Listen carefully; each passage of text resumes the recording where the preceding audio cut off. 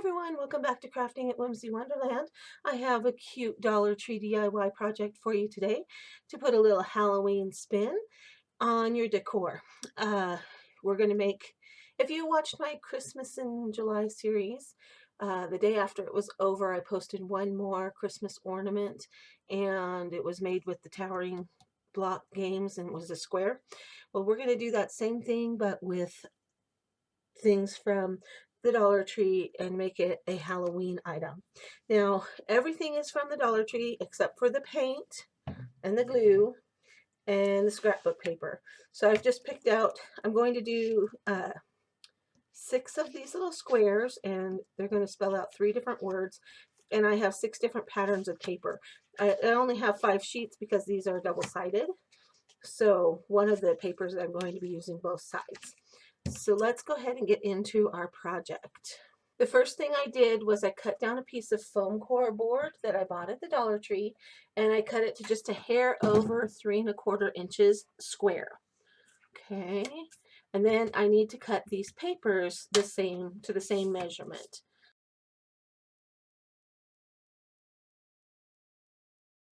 So the first thing I'm going to do is we're going to Mod Podge the papers onto the little foam core pieces. Let me show you a tip for working with this foam core. If you have, I don't know if you can see that, rough edges or wrinkled edges, or a place where you've had to cut, like take 2 or 3 cuts to get all the way through the foam, take one of these sanding sponges, also from the Dollar Tree, or you can use a piece of sandpaper and just rub it over going down. You don't want to come back up because that's going to separate the paper finish from your foam. So just over the edge just a couple of times and see how it's taking off all the little furry fuzzies that were along here. So I'm using the matte finish Mod Podge from the Dollar Tree.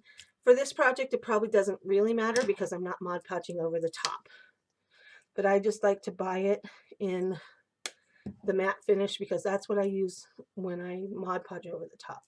So the first step I'm going to do is put a light thin coat of Mod Podge on the top of my foam core piece, and I'm making sure that I get it all the way to the corners.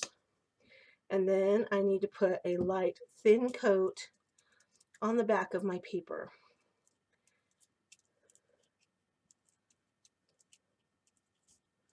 I think this just helps it stick better. I don't know. I've had better luck doing it this way. I just let it set for a second just to kind of get tacky. And then I very carefully lay it down on my foam core piece.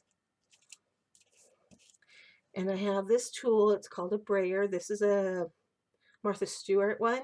I think they were like $13 at Michael's, but I was able to use, they will honor Joann's coupons, and so I was able to use a 60% off Joann coupon, and I got it pretty cheap.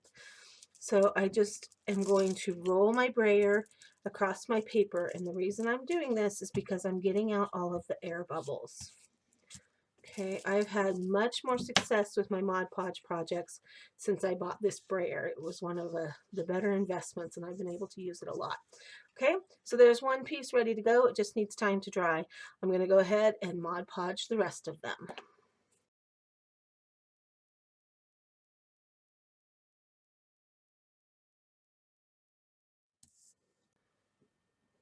Okay, now that all of my papers are onto my foam core board, they just need a little time to dry while I set up the frames. So I'm going to take my Jenga blocks and my wood glue. I like to put it in a cup and use a stick. It's old glue, it's really thick so it doesn't come out through the nozzle. So I'm going to glue these in sets of 2, and I just like to use this metal ruler just to help me a little bit. Glue them end to end. And for this you're going to need, let's see, we're making 6 of these, so we need 4 pieces, so you're going to need 24 sets of 2.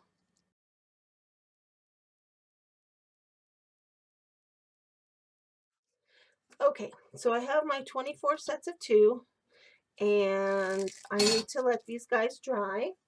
And once they are dry, I'm going to give them a coat of Waverly chalk paint and ink, And I'm going to give it a thin coat because I kind of want the wood to show through, but that could change.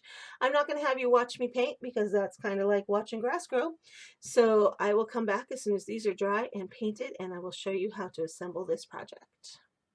I have all of my pairs of two painted black, and they're pretty much dry. So what I'm going to do now is I'm going to take two sets of two and glue them together in an L shape, just using my wood glue on one side and my L-shaped ruler to help get it square. Push it together, wipe off any excess, and set it aside to dry. I'm going to go through and I'm going to glue all of those pieces together like that, and then I will come back and show you the next step. So all of my pieces were glued together. My sets of two were glued into two corners, and then I have been dry fitting the foam to the frame.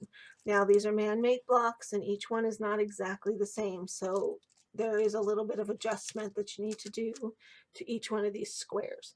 I have my glue gun heating up because we are going to attach this with the glue gun, and I've figured out which way it fits, and that's how I'm going to glue it on. Okay, so I'm going to start with putting glue on the edges of my foam core board. Now, I have multi-purpose temperature glue. If you have a low temp, that might actually work a little bit better for gluing the foam core on, just because sometimes the foam core tends to melt a little bit. So I'm pushing my foam core up into the corner and against the top and the side at the same time to get good contact.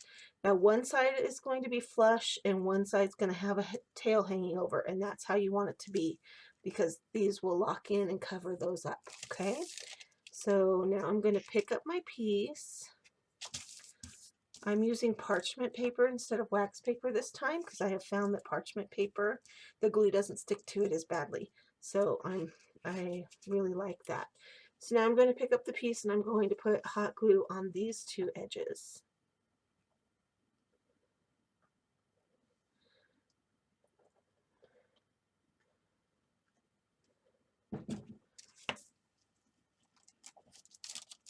Oh, and I need to put a little bit of hot glue on the end of the frame and just on the end of the piece. And now I've got glue strings going everywhere because I forgot to do that before I made contact. Anyway, that just holds those two pieces together. Then you just kind of want to squeeze, putting pressure on all four of the corners and pushing it into the foam. If you have a little glue oozing over, you have two choices. You can clean it out, or you can trim it like I'm going to trim it here in a little bit with some twine. Okay. So there's the first one glued together. Okay, I'm going to go ahead and glue the other 5.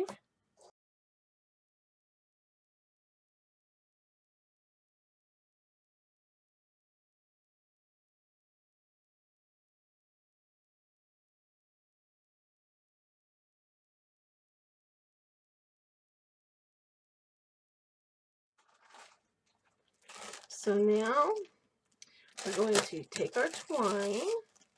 This came from the Dollar Tree. So happy to see that our Dollar Tree has it back in. They stopped carrying it for a while and I was worried that it was going away. Now, I'm going to put a little bit of twine inside around the frame. I'm going to try cutting my string ahead of time and then going ahead and using hot glue. And I'm going to put both pieces down at the same time. And I'm going to use my popsicle stick.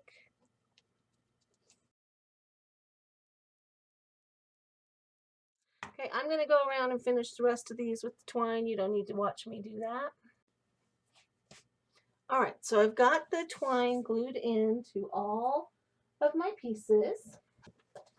And now I'm going to take my stickers and I'm going to spell out the words boo on the top and eek on the bottom. So, already used up my B on that page, so I'll get this one out. I'm just going to stick it down in the center. This is where you decide, do you want the stripes going up and down or do you want them going side to side?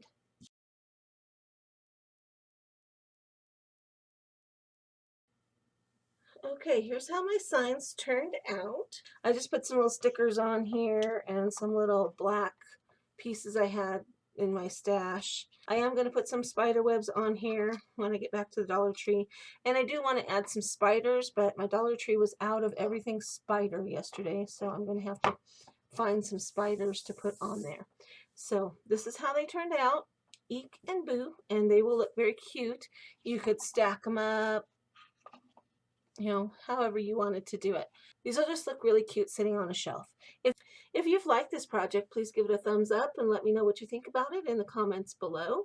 And hopefully this will inspire you to go out and get some things from the Dollar Tree and try making this yourself. And hopefully it'll add some cute little whimsy to your Halloween decor. This has been Crafting at Whimsy Wonderland. Thank you for stopping by. I'll see you next time.